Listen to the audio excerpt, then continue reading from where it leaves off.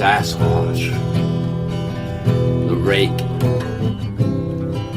the flat earth, chemtrails, the Buer lizards, 9/11, conspiracies.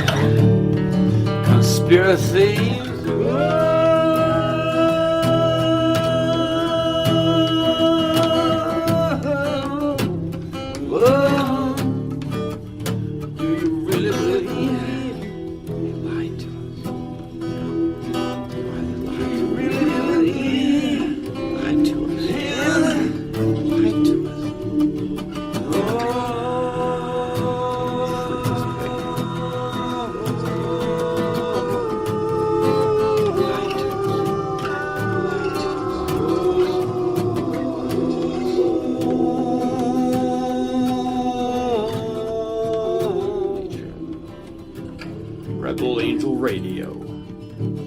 Truth is pain. And it's about to hurt. A lot. Enjoy. Thank you for tuning in to Rebel Angel Radio. If you have an encounter story, you want to talk, you want to be on the radio, or just send me a message, hit me up at rebelangelradio@gmail.com. It's rebelangelradio@gmail.com. I'd love to hear from you. We'll get back to you and we'll see if you want to be on the show. If so, we'll set up a time. If not, we can just chat, or you can tell me a story, or I can tell it for you if you feel comfortable that way. Either way, I'd love to hear from you guys. We need to spread the truth. Nothing but love up in here, guys. Rebel Angel Radio. Truth is pain. And it's about to hurt a lot. Hey everybody, welcome to Rebel Angel Radio. This is your host, Buer. Now, since it's my first episode, I don't have any guests lined up, which is fine with me because this will be my calling card to everyone out there who has had any kind of encounter with any cryptid or paranormal entity. Anything to that matter, I find just absolutely fascinating. I'll be glad to have you on my show.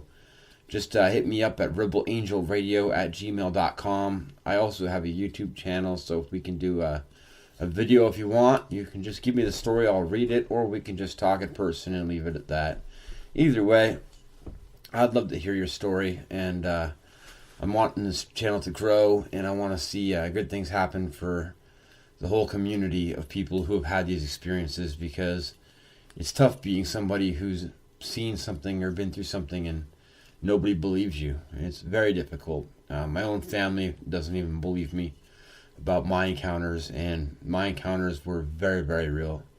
Very traumatizing experiences, frightening, disturbing, and mind expanding at best.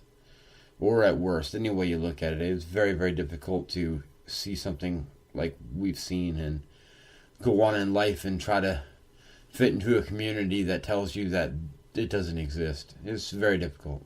Anyway, enough with the sadness. Let's get down to business. I'm going to go ahead and start with my stories here and kind of open the gates here and let people know that I'm open about anything. I've had many, many, many paranormal experiences in my life. Some scarier than others, some just bizarre, but starting at a very young age. And I'm going to go to the bottom and work my way to the top just to kind of keep things in order. I'm 36 years old now. I was born in Massachusetts, Framingham. I live now in Milton, Ontario, just west of Toronto. I grew up in Toronto until I was 15 or 16, I can't remember, and I moved to Gatlinburg, Tennessee after that. I lived there till I was 30 in Knoxville area. Came home at 30 to be with my parents, help out a little bit, and I wanted to do some other things with my life and try some new things. I had some problems with some girls, how it goes. Anyway, at the age of probably about 4 years old, I started to have these experiences where I'd lay in bed, I'd be tucked in, and after about, 2 or 3 hours of being asleep, I'd wake up and start to feel like I'm being carried, like those World War One stretchers where they had like two sticks with the mesh in the middle and it carried you. I felt like I was being carried on one of those, but I wasn't going anywhere. And then I'd black back out, I'd fall back asleep, and I'd start to have horrible nightmares. I usually have like 4 or 5 nightmares in a row. But it would always start off like this. After I was being carried, I would open my eyes and I would be in like a subway tunnel. It looked like a subway tunnel. There'd be like a woman with 2 kids to the right of me. I'm laying on the ground and I'm looking at her and she's trying to calm them down. And they're asking for popsicles or something. I can't remember. And she's like, I don't have them right now. She's kind of looking panicked. The kids are kind of like, they don't understand what's going on. And then I hear like a train whistle, or not a train whistle, like, those foghorns are like, honk. I'd hear that, and then like I'd feel some people or something coming towards me, and then the nightmares would begin, and I would have, I don't know, the nightmares were random, but the beginning was always the same, and that went on for years till I was probably about 11 years old. Later in life, I kind of started to wonder. My mom's English. My dad's background is Scottish, but my mom is straight up from England.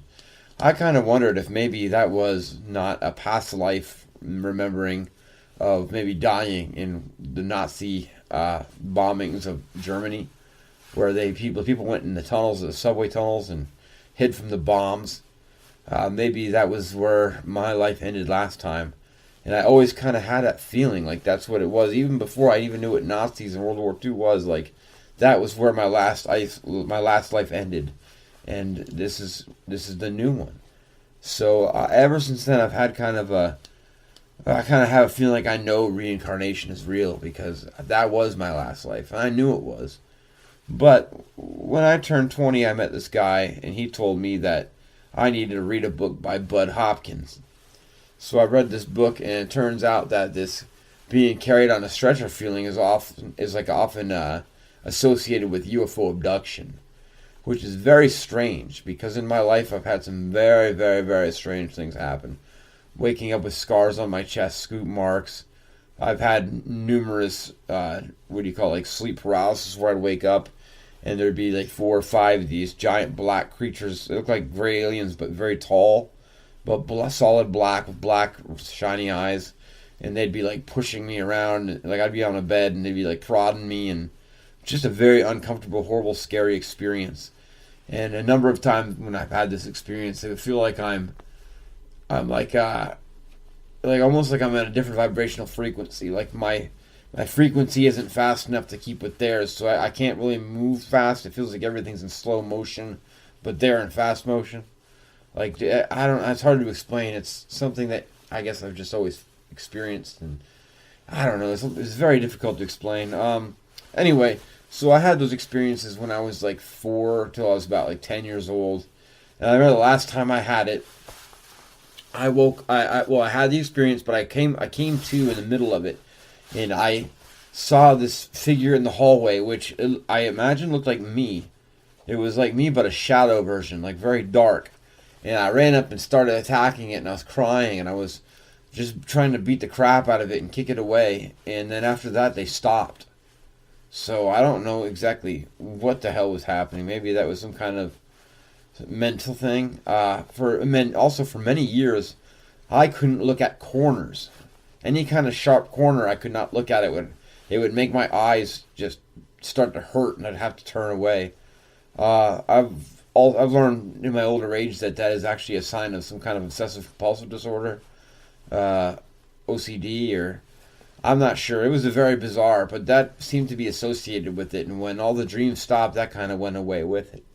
So I'm not sure 100% if that was past life, or I believe it was, or some kind of mental disorder or whatever. But it was a very, very strange experience that definitely shaped the rest of my life in the outlook of the way I saw death and such, because I just believed that when you die, it might take 50, 60 years, might be 100 years, but you're coming back.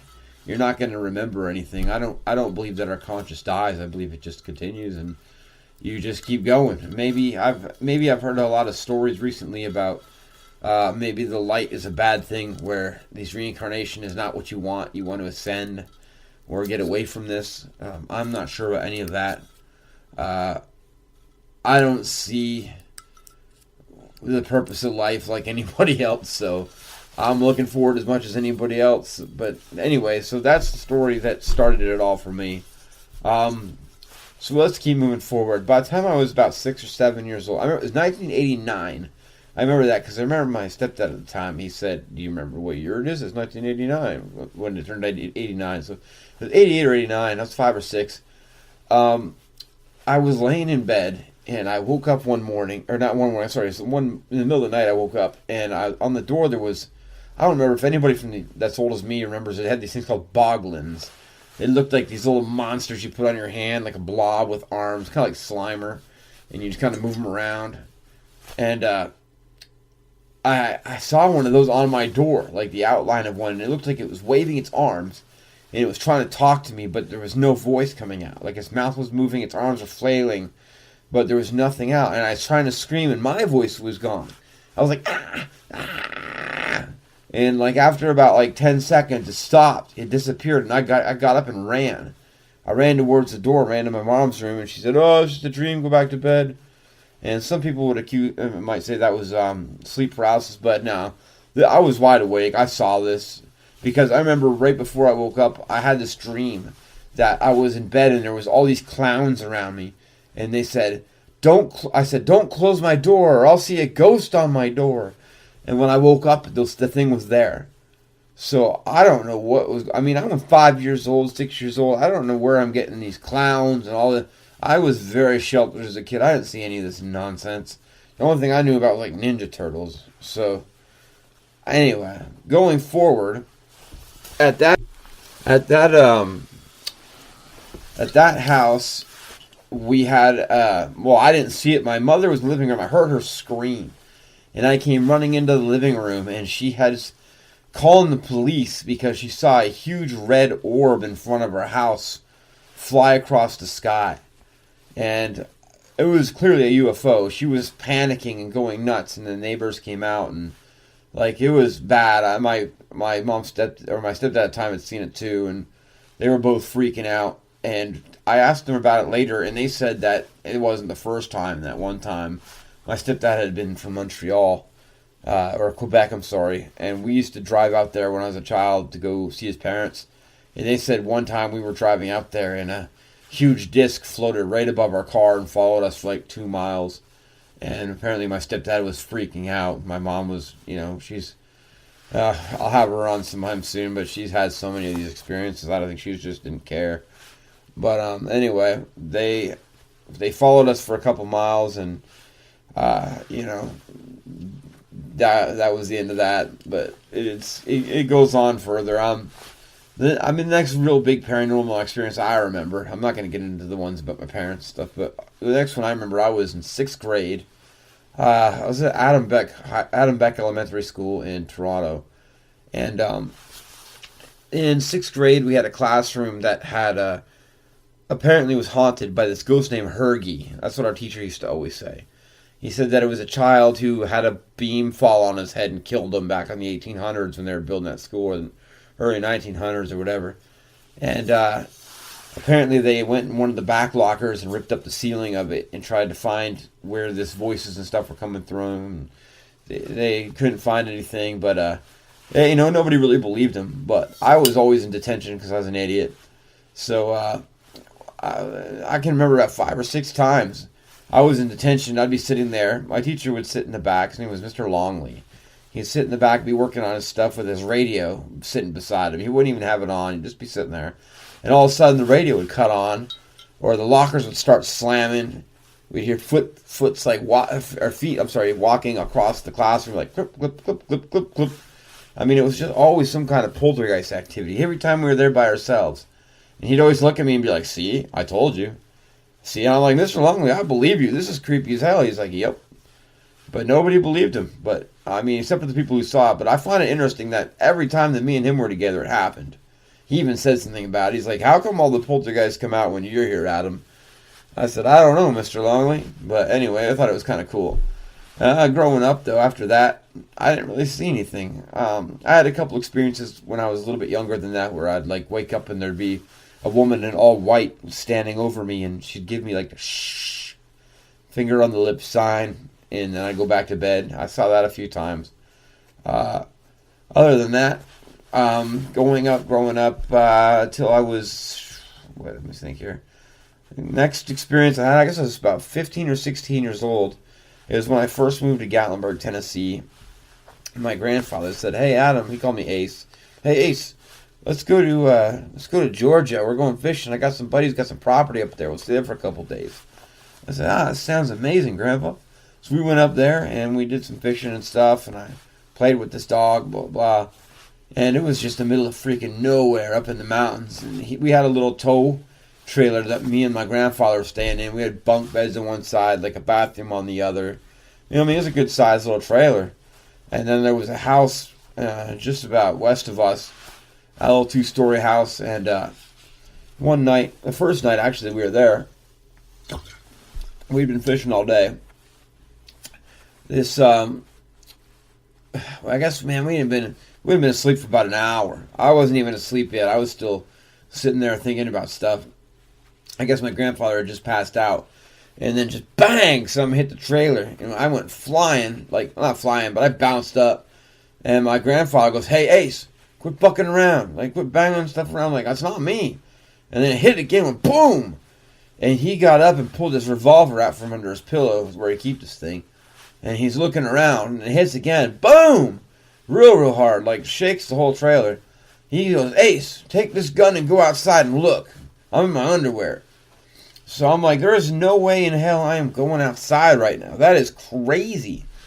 So I opened the door and I looked underneath the trailer. I mean, I think the thing was on cement blocks or flat tires or something. It wasn't meant to move. I didn't see anything. I couldn't see feet or legs or anything of anything. So I closed the door of the trailer, and about 3.5 minutes later, we started super loud, and there was a horse pen near us, and I looked at the horse pen, and all the horses had left. They'd gone on the other side of the pen and were huddled together. And what also I forgot to tell you is, before this happened, when I was at my grandparents' up in their, I lived up in a loft. My room was the top of the building. We had a 3-story house, and it was it had like a door in the back of the room that opened up to a flat roof. And the flat roof was about 20 feet, and then it went to an edge that went 20 feet to an edge of a cliff. And the edge of the cliff was the side of a mountain that kept going up. And I would hear probably once or twice a month something come down to that ledge at about 1 o'clock in the morning and start hissing like that. Real loud, like it was watching me while I slept. And my grandparents always said, "It's a bear." And I'm like, "That's not a bear. We had an English Springer Spaniel. I mean, if a squirrel came over there, that thing would go crazy. And if it was a bear, it was worse. He would try to jump out the window to chase the bear. But when this thing was hissing, that dog was hidden. He would hide, which is very bizarre. I always be like, "Why is Sam hiding if that's a bear?" And they would never say anything. I don't know if they knew what it was or if they were just just trying to shut up and go to bed or whatever, but my grandfather was very, very tight-lipped about everything. If you tried to bring that up, he'd just be like, "I don't know." He didn't want nothing to do with it. So, yeah, so we had those experiences, and I found it very bizarre. When something hit our trailer, it made the same noise. I have no idea what it was to this day. I'm guessing some kind of hominid, Sasquatch, or dog man. I heard there was a lot of dog men. Coincidentally, I dated this girl while I was in Tennessee. I was in 20-something years old, 22, 20, I don't remember. And she told me that one of her exes was a werewolf.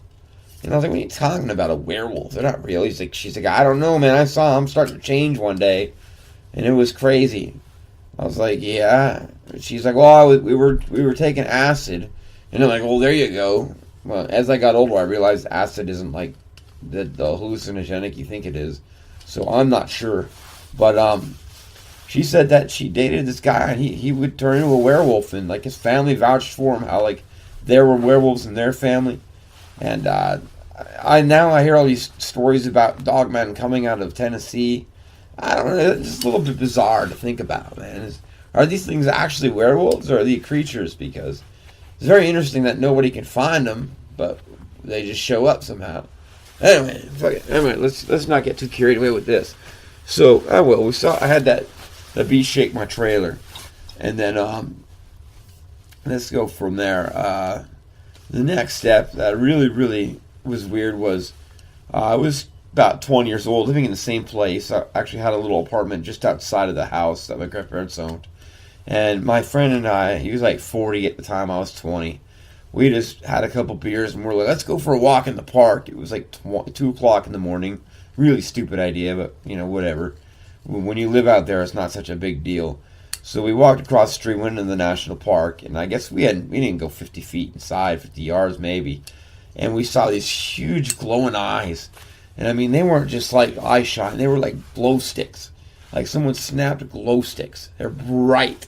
Like they had their own illumination. And each one was the size of my fist. So 2 fists about 6 inches apart, that bright, staring at me. And it kept turning its head to the left. It would look left, it looked right at me. It looked left, it looked right at me. And the buddy I was with said, let's go check it out. I said, you're an idiot. And I turned around and ran. I was so scared I was shaking. I didn't know what the hell those things were. Whatever it was not a normal creature. Things don't have eyes that illuminate by themselves. It was pitch black. We could barely see our hands in front of our faces. And these eyes were glowing like flashlights. I mean, that's bizarre. It was bizarre. There was nobody out there. I mean, we were out in the national park in the middle of August, 2 o'clock in the morning, where nobody is, and we're seeing this. No way. That's paranormal in my book. If it's not, then it's something we completely don't understand. But after that, we're seeing this. No way. Let me see here. What would be the next step in my life? After that, I'm working for a company, and nothing really crazy happened until I moved to Canada. When I turned, actually I take that back. No, when I was 26 years old, I was up at a cabin, and a black triangle flew about 100 feet over my head, and this thing made no noise. The air conditioner was running outside, one of those big, big box ones, so if it made any noise, that thing blocked it out. But this thing flew right over my head like a glider, very slow, maybe only like 10 miles an hour, just hovered right over my head, right downtown. I flipped out. I was like slapping myself in the face. I was like, a UFO, a UFO. Now I believe it's probably some kind of government drone, but at the time I was firmly believing that was an extraterrestrial craft. Either way, it was pretty damn cool. And further on in my life, I moved to Canada when I was 30. I was talking about that. And I started dating this girl. And she had apparently been into witchcraft a little bit, or dabbled, and that's what she believed was causing problems in her life.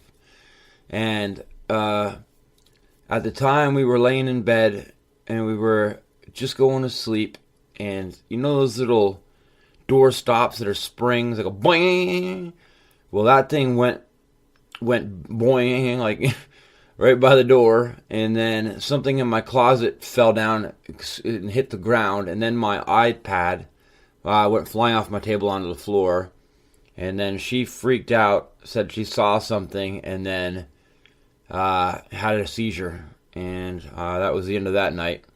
And the next morning when I woke up, I knew that she was probably talking to her ex again, and I wasn't being the best boyfriend at the time, so I guess it wasn't a hard freaking guess, but I knew that's what it was. I knew that was Buer. I'll explain that whole situation later. But I knew that was directed at me. That was telling me to get out of that situation. Whenever I have poltergeist situations or poltergeist encounters, it's always a warning to me about somebody or something. It's never like a directly aggressive. Like I never been hurt or nothing's ever been destroyed that I've had, but it's always been a stern warning that there's something wrong. And as I go on, I'll explain some more. I've got lots of these stories, so I'm just going to try to remember a couple off the top of my head. Let me see here. When that was over, I guess, man, I'm trying to remember the next one. The next good one I remember, I was in South Carolina a couple years ago, 3 years ago.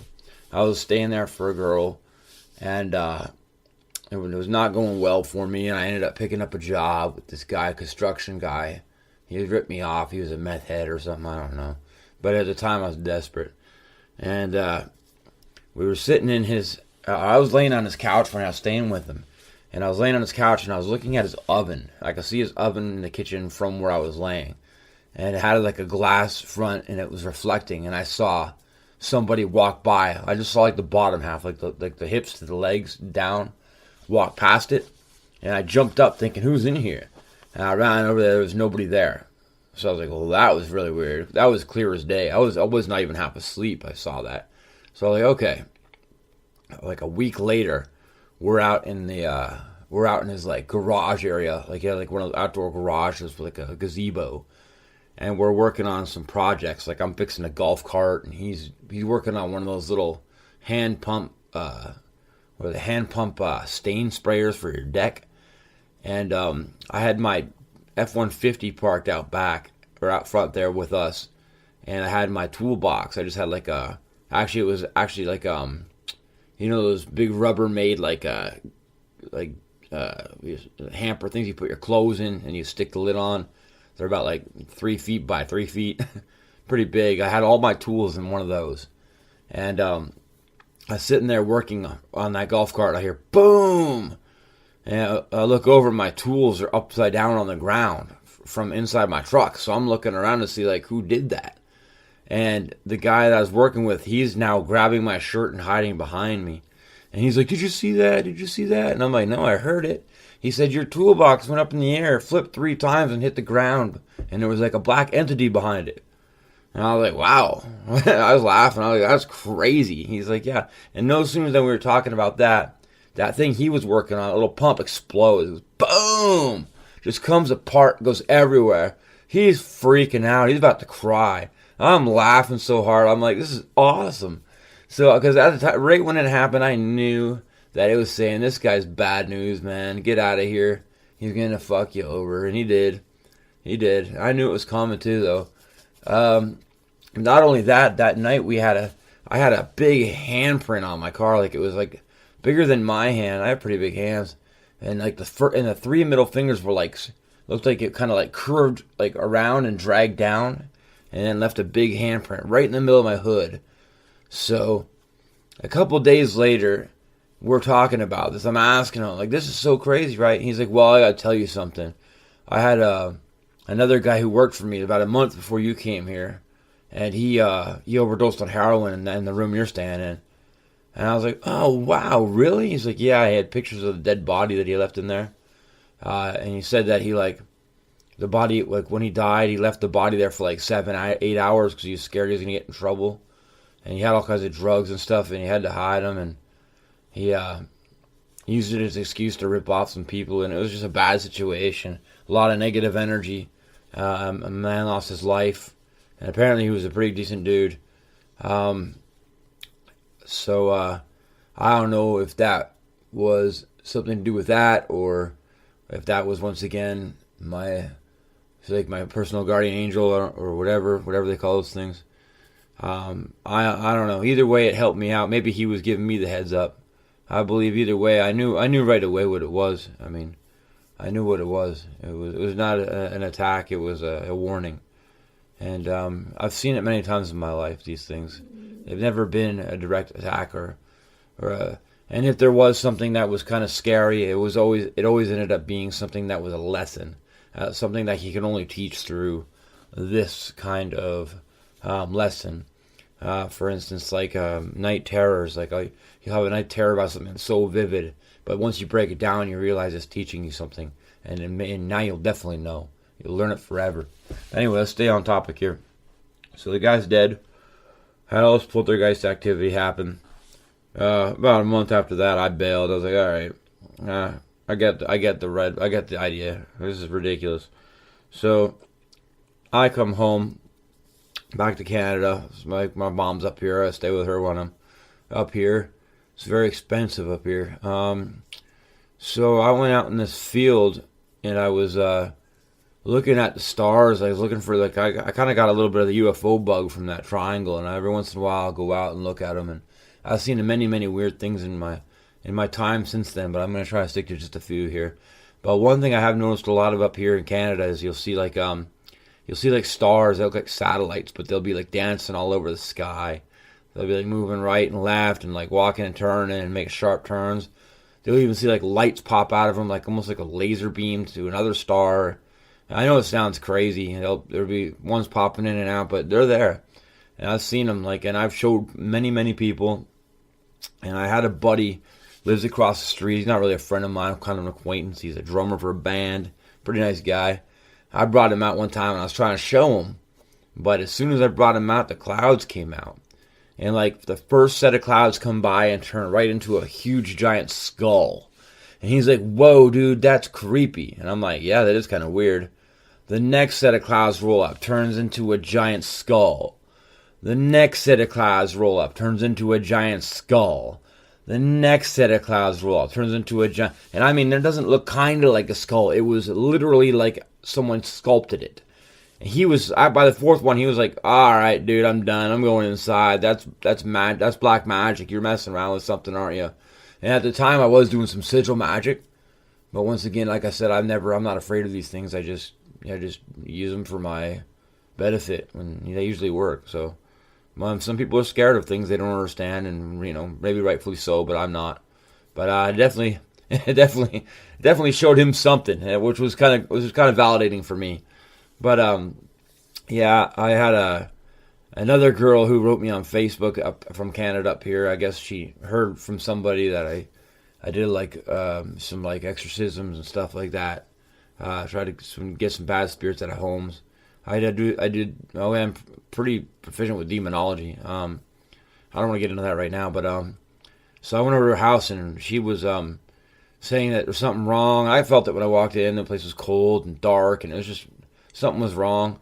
And it turns out she got a Ouija board in the basement, and she's got Zozo on lock. I mean, she is just Zio. She's screaming at this thing. Zio, shit's moving around. I'm like, look, the reason why you're having problems is because you're messing with this entity, and you don't know what you're doing. You're pissing him off, and he's feeding off your negative energy and getting stronger. So I was like, let me take care of this, and I did. I got rid of them and stuff, and so we went outside, and I was like, let me show you something just for fun. After we got all that done, we went outside, and I was like, look at that star. And I pointed at a star, which is Buer, the Sagittarius star. And she watches it, and she starts freaking out. She's like, it's coming down. And I've seen this happen before. I can't explain it. I need some good film equipment, man. I gotta show people some of this stuff. If I can catch it on film, it's unreal. Because nobody believes me until they see it. And when they see it, some of them just don't want nothing to do with it. They think it's evil. Some of them are enthralled, and some of them just block it out of their mind. But there's really some weird stuff going on right now. I think the age we're living in is bringing back some really strange stuff. They say like in the days of Noah, right? That'll be the end times, like in the days of Noah. And I think this might be the start of the days of Noah, because I'm telling you what, magic is making a rebound. This stuff is very powerful right now. It's much more powerful than it probably has ever been. It definitely has been. And goddamn. Okay, I'm gonna stay on topic here. So anyway, I'm gonna give you one more story, and I'm gonna wrap it up.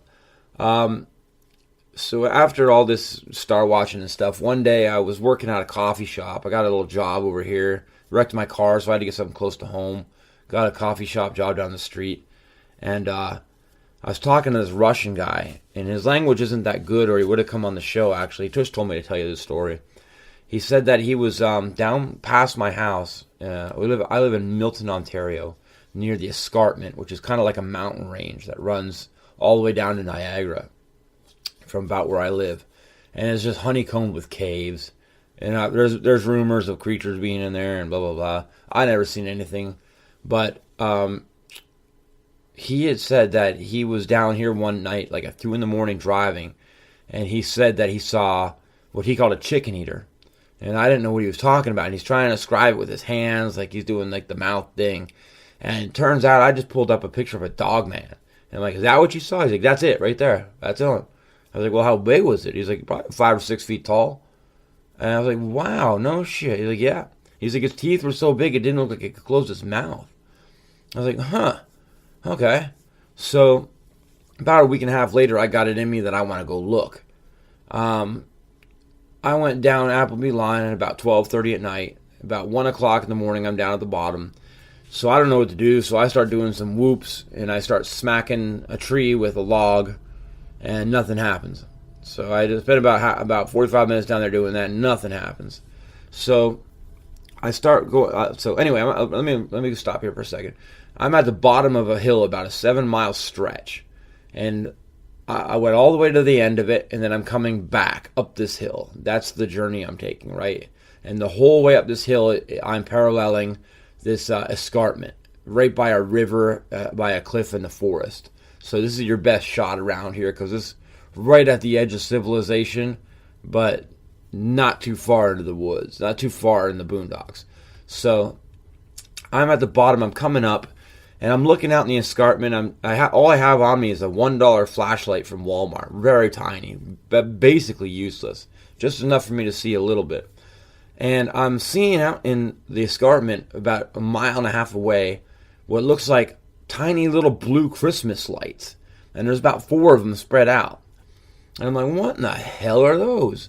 They weren't there before. So I took my light and I flashed it on them. And the lights turned red. And then disappeared.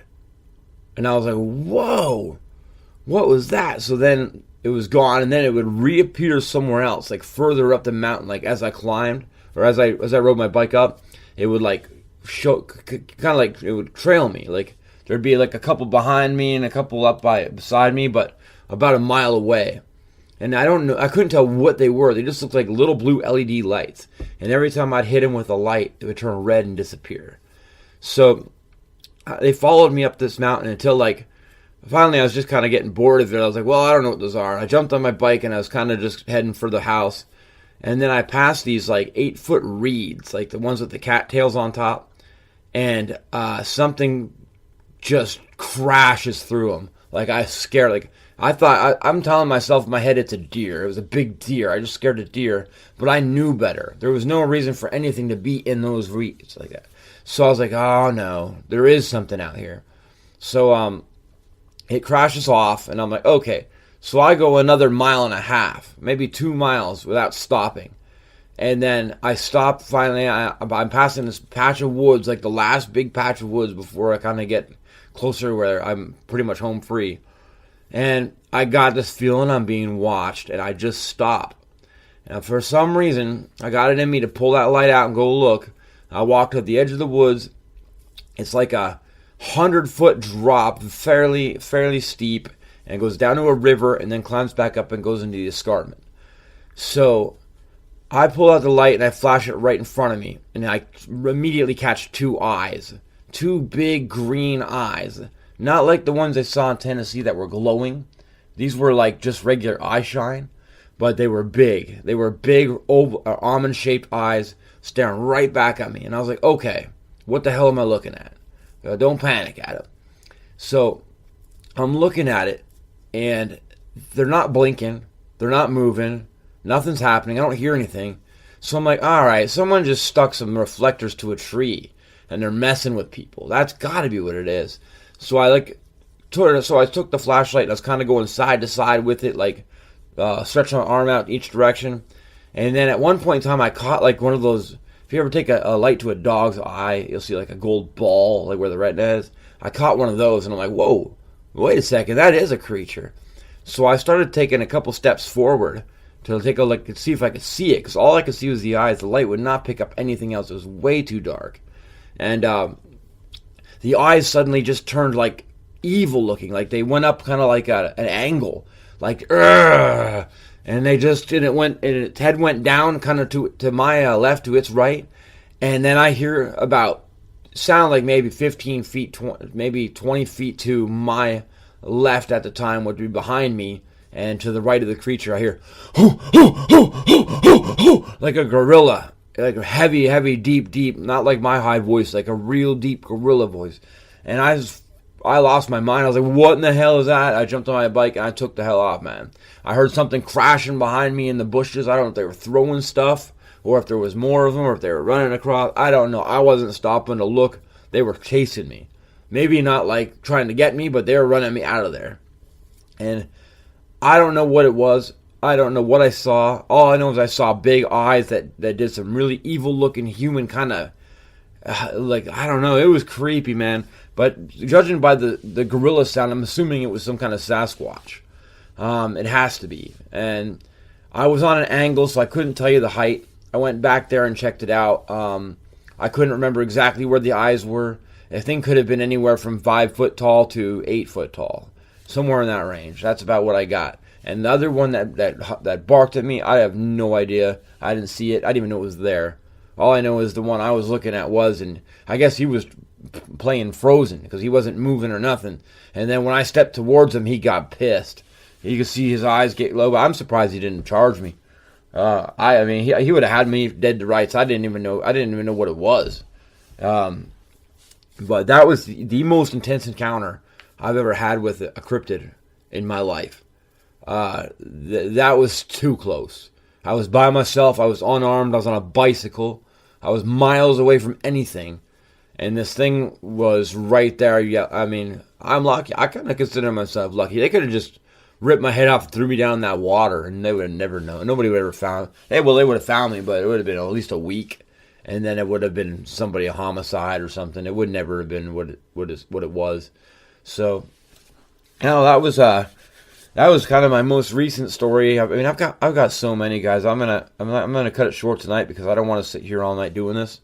It's too unorganized. I'd rather come back further down the road when I've got another person here to talk to with, so I can kind of slow down. But I kind of want to get you a feel for the show. That's what we're gonna be doing. Talking cryptids, talking paranormal, crazy things like that. I got a YouTube channel also. I'm going to be interviewing people like Michael Tessarian, David Hatcher-Childress. I've got some good interviews lined up over there. I got to just get the ball rolling here and get these done. And once they're up, and I'll let you guys know.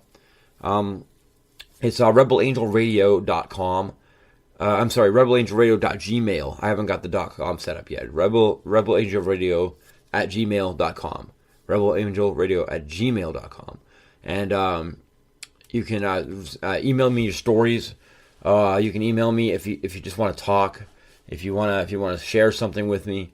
I'm here. I'm a very friendly person to get along with. I know I sound crazy online, but I'm a pretty cool dude. I believe you. I'm not here to judge anybody. I'm here to listen and learn because nobody believes me, and what right do I have not to believe somebody else? It's a crazy world out there full of crazy things, and the world's getting weirder, and paranormal entities are jumping up in frequency.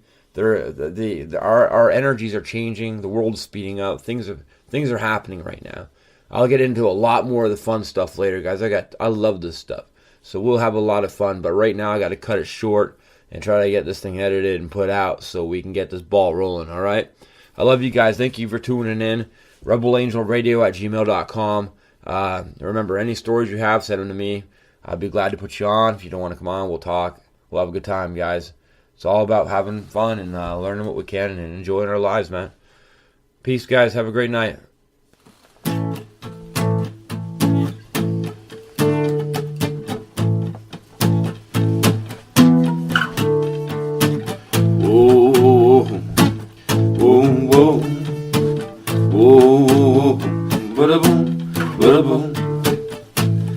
Some people ask me whose side I'm on. Let no one know until you're gone. Now if you can feel me, you're feeling strong. You're feeling strong. And when they ask me, oh, why don't you see it? I feel that if I knew that I spent every night with you, I'd follow blindly.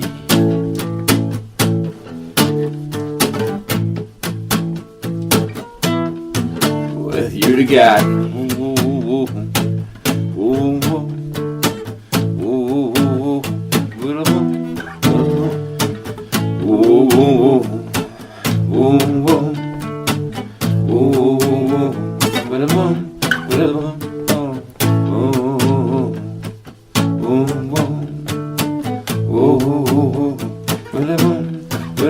Thank you for listening to Rebel Angel Radio.